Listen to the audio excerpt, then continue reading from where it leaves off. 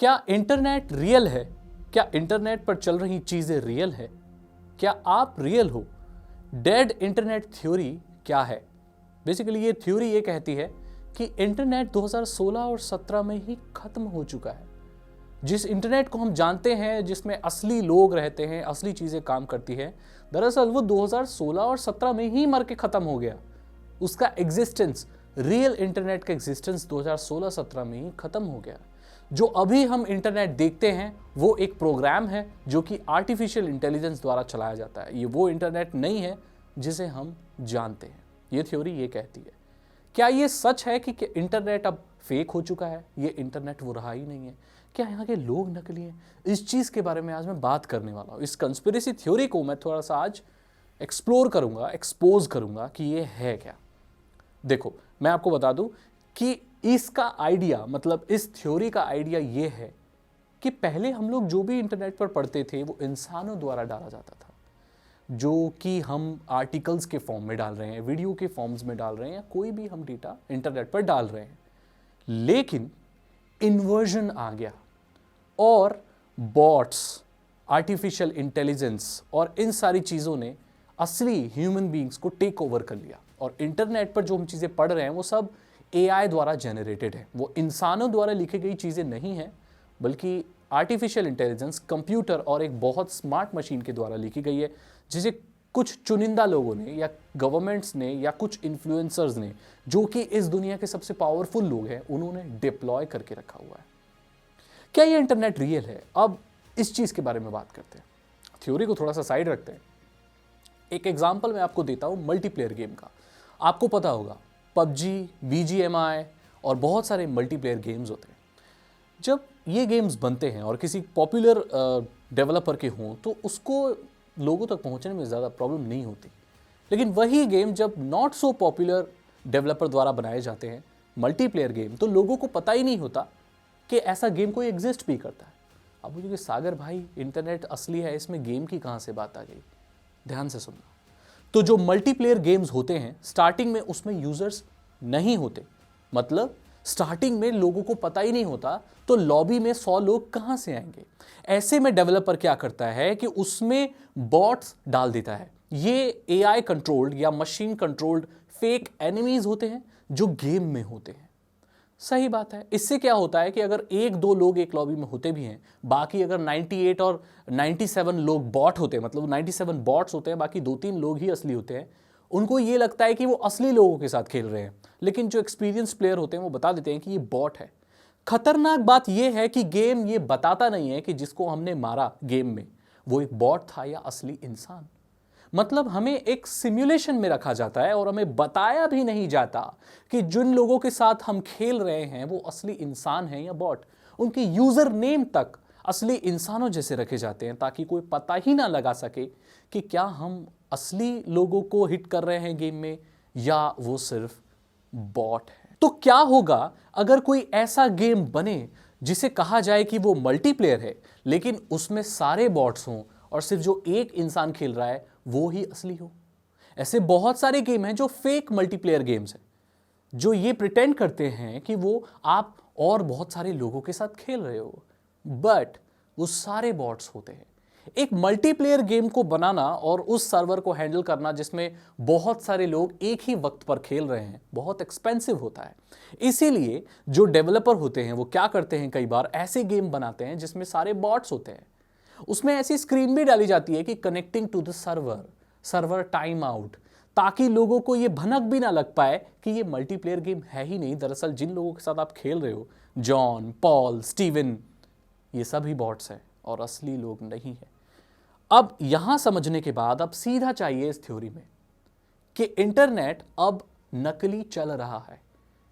Politicians, influencers, बड़े बड़े businessman आपको वही चीजें दिखा रहे हैं जो वो चाहते हैं, और उनका उद्देश्य है कि आप उनको देखकर चीजें खरीदो, या अपनी जिंदगी वैसे प्रोग्राम कर दी जाती है उनकी जिंदगी लोगों की कि वो ऐसे ही जिए सबकॉन्शियसली। इंटरनेट पे जो चीजें दिखाई जा रही हैं वो कंट्रोल्ड है, उसे कोई एक बहुत बड़ी पावर कंट्रोल कर रही है। ये थ्योरी ये कहती है। अब मैं ये नहीं कहता कि इंटरनेट पर जितने भी सारे लोग हैं वो सभी फेक हैं। आप जानते हैं कि आपके पर्सनली जानने वाले लोग भी इंटरनेट पर है। मेरे कहने का मतलब है majority of things are fake. मैं इस चीज को प्रूव कर सकता हूं। इंस्टाग्राम में आपका जो फेवरेट इन्फ्लुएंसर है ना, आप या जो बहुत बड़े बड़े इंस्टाग्राम के जो इन्फ्लुएंसर्स हैं, आप उनके पोस्ट जाकर देखना, बहुत सारे लाइक्स हैं, बहुत सारे फॉलोअर्स हैं, इतने सारे फॉलोअर्स हैं कि आप देखकर चकरा जाओगे। उनके कमेंट्स आप देखोगे तो एक स्ट्रेंज चीज नोटिस की होगी आपने।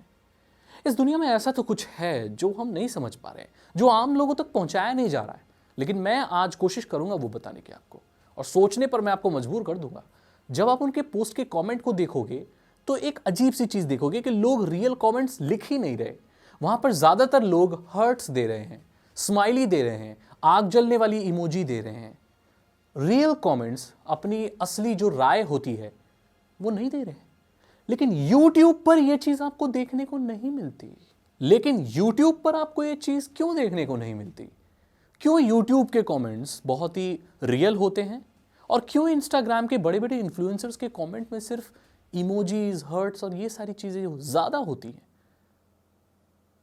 दरअसल वो फेक अकाउंट्स होते हैं, वो बॉट अकाउंट्स होते हैं। मीडिया हाउसेस को, बड़ी बड़ी कंपनियों को ये इन्फ्लुएंसर्स पैसे देते हैं, फेक फॉलोअर्स, फेक लाइक्स। अब बोलेंगे क्यों, ऐसा क्यों?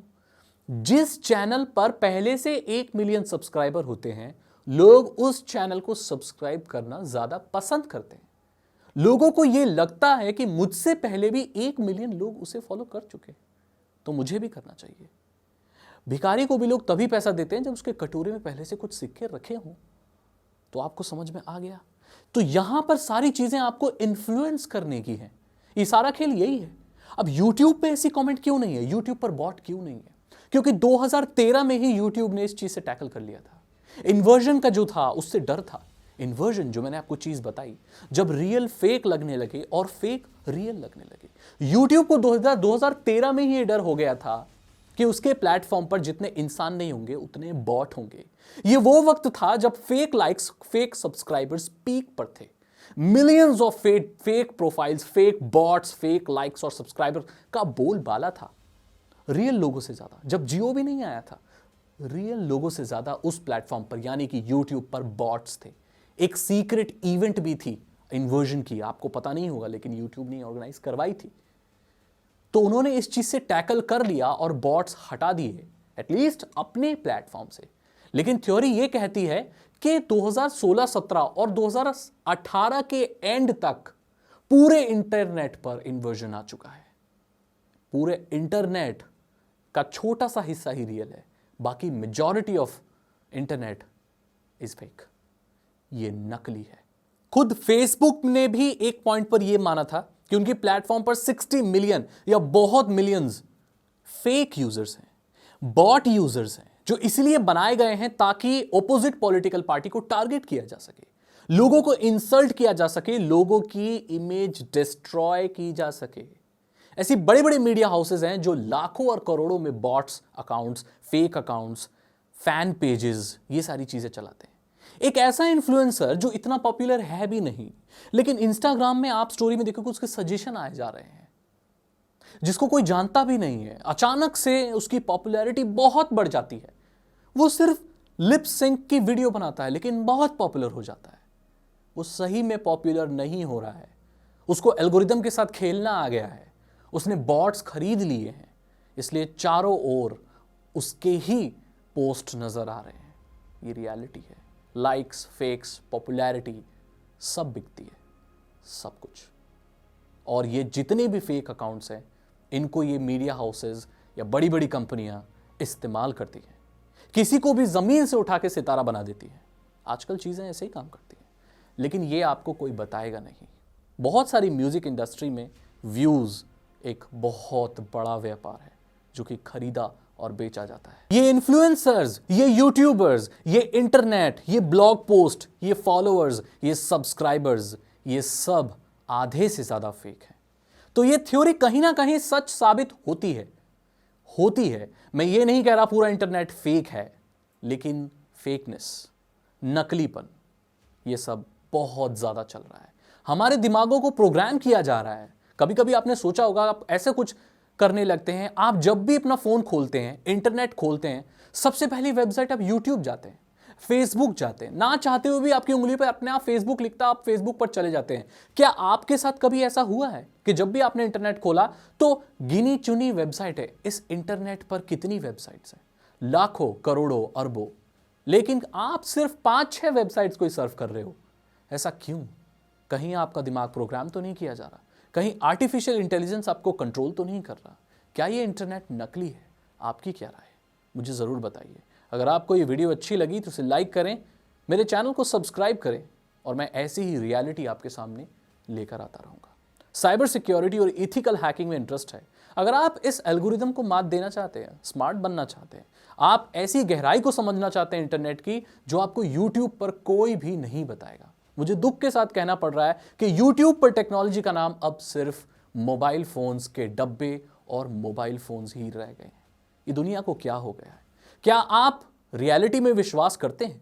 क्या आपको भी लगता है कि टेक्नोलॉजी का मतलब सिर्फ मोबाइल फोन नहीं होता? तो मेरे चैनल को सब्सक्राइब कीजिए, इस वीडियो को आग की तरह फैला दीजिए ताकि ये वीडियो उन एल्गोरिदम, उन फेक बॉट्स पर हावी पड़े। साइबर सिक्योरिटी में एक्सपर्ट बनना चाहते हैं तो मेरे कोर्सेज को भी आप डिस्क्रिप्शन से ले सकते हैं। मैं मिलता हूं आपसे अगली वीडियो में। Thank you so much and good bye.